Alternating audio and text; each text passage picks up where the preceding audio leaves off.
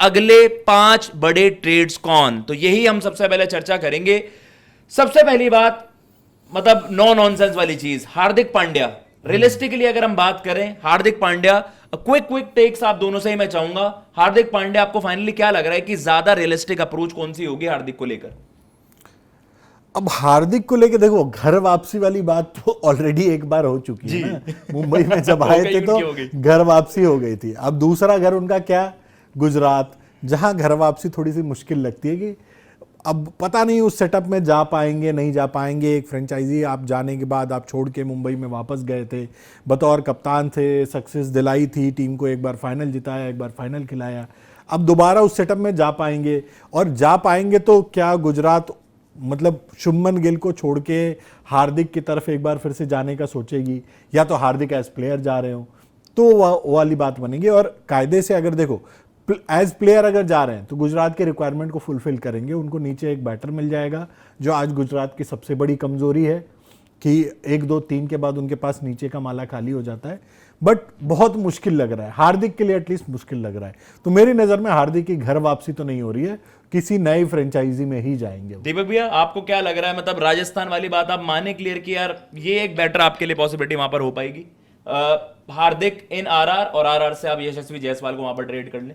यार देखो, मतलब हार्दिक अच्छे प्लेयर है, सब कुछ बढ़िया है, उनको लेने के लिए हर टीम यहाँ पर चाहेगी कि भाई वो हर टीम को मिले। लेकिन यार ये आज के टाइम में मेरे को लगता है कि राजस्थान रॉयल्स के लिए सही चीज नहीं होगी कि वो यशस्वी छोड़े। देखो, आप वैभव के ऊपर रह रहे हो, आप एक ही प्लेयर के ऊपर, एक ही बैटर के ऊपर थोड़ी टीम चलाओगे। चलो मैं कहता हूँ आपके लिए अच्छा होगा कि मिडिल ऑर्डर में आपके हार्दिक आ गए, रियान पराग हो गए, आप कहोगे कि यार चलो फरेरा भी हैं, रविंद्र जडेजा भी हैं, लेकिन यार आप यशस्वी जायसवाल खो दोगे। और यशस्वी जायसवाल मतलब एक सीजन नहीं गया उस खिलाड़ी का, मेरे को मतलब गलत चॉइस लग रही है। ऐसा नहीं है कि मतलब तूफान आ जाएगा, कोई बहुत बड़ी वैसी हो जाएगी। हो सकता है कि भाई हार्दिक का अच्छा चल जाए वहां और यशस्वी का अच्छा चल जाए मुंबई में।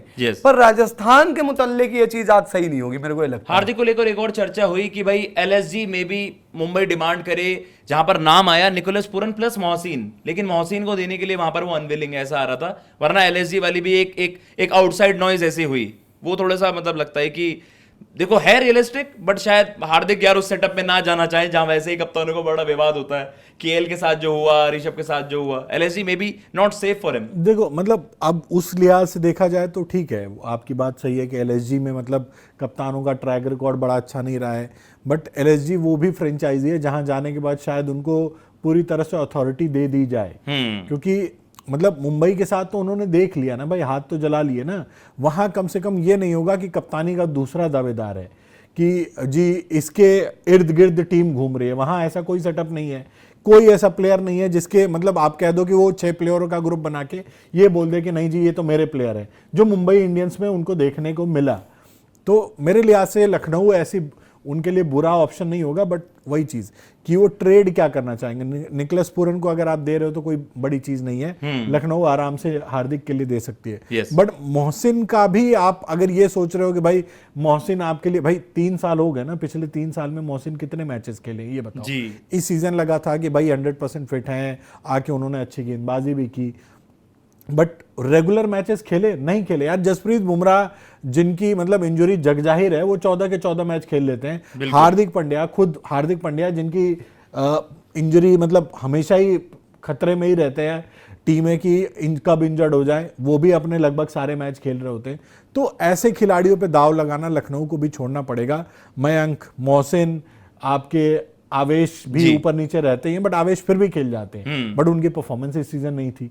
तो मेरे हिसाब से अगर हार्दिक के लिए आपको ये मिल रहे हैं तो आप दे सकते हो, मोहसिन को भी दे देना कोई बड़ी चीज नहीं। अभी तक जो सबसे बड़ा क्वेश्चन मार्क है वो हार्दिक पर ही है, लेकिन मैं रियलिस्टिकली आपसे बात करूं कि भैया स्काई इन केकेआर वो ज्यादा बेहतर आपको लगता है कि होम कमिंग वाली चीज? एंड जायसवाल का होम कमिंग वाली चीज नहीं है, लेकिन अगर जायसवाल आरआर को छोड़कर और एक ऐसा खिलाड़ी है कि जो कि पोस्टर बॉय है, गोइंग फॉरवर्ड आप यंगस्टर्स पर ही दाव लगाओगे, जायसवाल इन एमआई, स्काई इन केकेआर, ये आपको लगता है कि ये फिर भी ज्यादा रियलिस्टिक आपको देखने में लगता है? आपको? मेरे से पूछ रहे हो जी। देखो बात ये है कि स्काई आप कह रहे हो कि केकेआर में जाना, और दूसरा प्लेयर कौन सा बताया आपने? जायसवाल बैक इन मुंबई, वो यार शायद देखो, उसी वाली ट्रेड का हिस्सा जायसवाल हो। मुंबई का तो मतलब मैंने वही बात कही थी कि आप जाने को हो सकता है। देखो क्रिकेट की ऐसी चीज है, आईपीएल है, बहुत सारी चीजें ऐसी होती है जो मतलब हम लोग कहते हैं क्या हुआ, लेकिन वो सही भी हो जाती है। अब संजू सैमसन हम लोग बोलते थे ना पिछले बार की चेन्नई में, संजू CSK में होना सैमसन की चाहिए। कोई रोल की जरूरत नहीं है, उनके पास तो आयुष मात्रे हैं, उनके पास तो उर्विल पटेल है, काम हो जाएगा, ऋतुराज भी है। पर आज संजू सैमसन का कैंपेन जो है वो सबसे बढ़िया रहा। तो हो सकता है कि भाई मुंबई इंडियंस में यशस्वी जाए और नेक्स्ट ईयर मुंबई इंडियंस के यशस्वी सबसे इंपॉर्टेंट बैटर बन के निकले।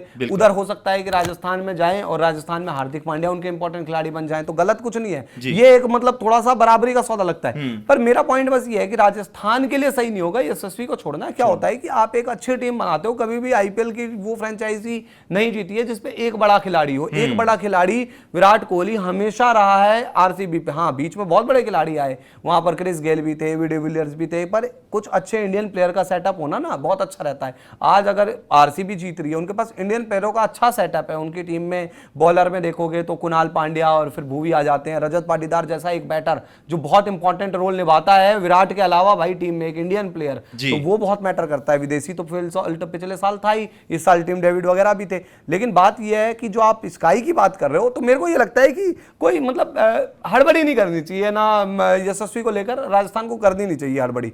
बाकी स्काई वाली बात कर रहे हो, स्काई एक फैक्टर हो सकता है, लेकिन कल जो जय भाई ने बात कही थी, मैंने ये कहा था कि मेरी देखो दो चीजें, एक सोच होती है, आप किसी भी चीज को लॉजिकली सोचते हो, तो लॉजिकली मेरे को लगता है कि वो स्काई को निकाल देंगे ज्यादा बेहतर है। लेकिन एक होता है इंट्यूशन, आपके दिल को क्या लगता है। तो दिल को ये लगता है, जो कल भी बात हुई थी, मेरे को लगता नहीं पर्सनली कि ना वो स्काई छोड़ेंगे, वो शायद एक साल और खींचेंगे। हाँ, अगर वो छोड़ते हैं, भाई केकेआर के पास ऑप्शन क्या है, यशस्वी और हार्दिक की उधर हो गई, ऋषभ पंत उधर चले गए, मैं कह रहा हूं हार्दिक यशस्वी की जगह नहीं गए, वो चले गए सीएसके में, मिलर इधर से उधर हो रहे हैं। मिलर तो खैर आपको चाहिए, देखो सबको चाहिए प्लेयर, सबको, इनको चाहिए प्लेयर के साथ कैप्टन। भाई इनको प्लेयर के साथ कैप्टन भी चाहिए ना, आपको एक प्लेयर तो चाहिए ही चाहिए, आपको एक कैप्टन भी चाहिए। और जय भैया ने कल ये चीज बेहतर तरीके से एक्सप्लेन भी करी थी कि यार स्काई को शायद मुंबई जैसे फ्रेंचाइजी गोइंग फॉरवर्ड, आपको पता है मेगा ऑक्शन आएगा तब तो आप अपने यंगस्टर्स पर दाव लगाओगे, लेकिन मे भी शायद अगले 2 सीजन 27-28 में आप उनके साथ जाओ। लेकिन भैया ये है कि केकेआर की एक मजबूरी ये भी बन गई है कि यार कैमरन ग्रीन आपके पास एक ऐसी प्रॉपर्टी, एक ऐसा एसेट था जिसके साथ आप एक हाई प्रोफाइल ट्रेड कर सकते हो कि यार हाँ ठीक है, कैमरन ग्रीन टू हार्दिक ज्यादा रियलिस्टिक लगता है। केकेआर क्या इस वे में फंस गया है, अब आपके पास ऑफर करने के लिए कुछ नहीं है, इसलिए आपको स्काई के साथ ही सेटल करना पड़ेगा। ये उनके साथ मसला है, वरना आप हार्दिक को टारगेट कर रही होती केकेआर। मतलब हार्दिक को भी टारगेट करना चाहिए आपको, क्यों नहीं करना चाहिए। स्काई से पहले आपके लिए बेहतर ऑप्शन शायद हार्दिक ही होंगे जी। लेकिन बात वही है ना कि आपने एक खिलाड़ी कैमरन ग्रीन के साथ आप श्योर भी नहीं हो ना कि भाई क्या आपने दाव तो उन पे बहुत बड़े लगा दिए, पैसे 25 करोड़ खर्च कर दिए, बट परफॉर्मेंस के नाम पे उस तरह की परफॉर्मेंस भी नहीं है। और आगे भी आपको पता है कि भाई ऐसा कोई आग नहीं लगा देंगे। इंटरनेशनल क्रिकेट में कैमरन ग्रीन को आए हुए हो गए 3-4 साल, कौन सा ऐसा साल रहा है जहां उन्होंने जस्टिफाई कर दिया। बस एक मुंबई वाला था जब इनके 100 भी आया था, यार ओके ही था उस तरह का सीजन। वैभव सूर्यवंशी जैसा सीजन दिखाए, 25 करोड़ दिए हैं यार, मजाक थोड़ी है। 25 करोड़ अगर आप किसी पे लगाते हो, ट्रस्ट की बात होती है, तो आप कहते हो कि यार ये बंदा हमें 500 रन का 600 रन का सीजन देगा ही देगा। कौन सा सीजन आ गया उनका?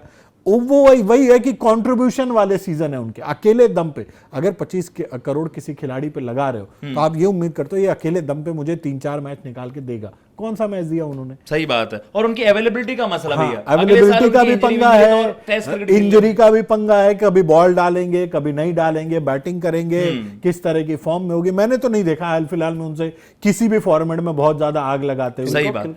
कैमरन ग्रीन बस रेट किया जाता है, ये तो देखो कैमरन ग्रीन को रेट किया जाता है, बहुत रेट करते हैं। पर बात ये भी है ना कि रेट है, उसी चक्कर में आपको मिल भी जाता है, रेट भी मिल जाता है आपको, पर परफॉर्मेंस तो अब रेट कम करने का टाइम है ना। इनके देखना जो रेट गिरेगा नहीं ना भाई। एक बात बताओ, अगर कैमरन ग्रीन का ट्रेड होता है तो जैसे ऋषभ पंत गए 27 का सीधे 15 करोड़ में गए ना, किसकी टीम में मतलब किसी भी, अगर देखो ये हार्दिक के साथ ट्रेड होगा तो मुझे लगता है सीधा सीधा ले लेंगे। मतलब मेरे को ये लगता है कि कैमरन ग्रीन ना आज भी ऑक्शन में आएंगे तो वो 18-19 करोड़ से कम में नहीं जाएंगे, पर वो प्लेयर उस काबिल के नहीं है, ये मेरे को लग रहा है। मतलब वो ओवर हाइप अगर ट्रेड होगी हार्दिक से ना, तो हार्दिक वाला 16-18 ही, इससे ज्यादा कैमरन हार्दिक का 18 ही नहीं। तो कैमरन ग्रीन को लास्ट ईयर भी 18 ही मिला है, पता है ना आपको, 25 तो दिखने में।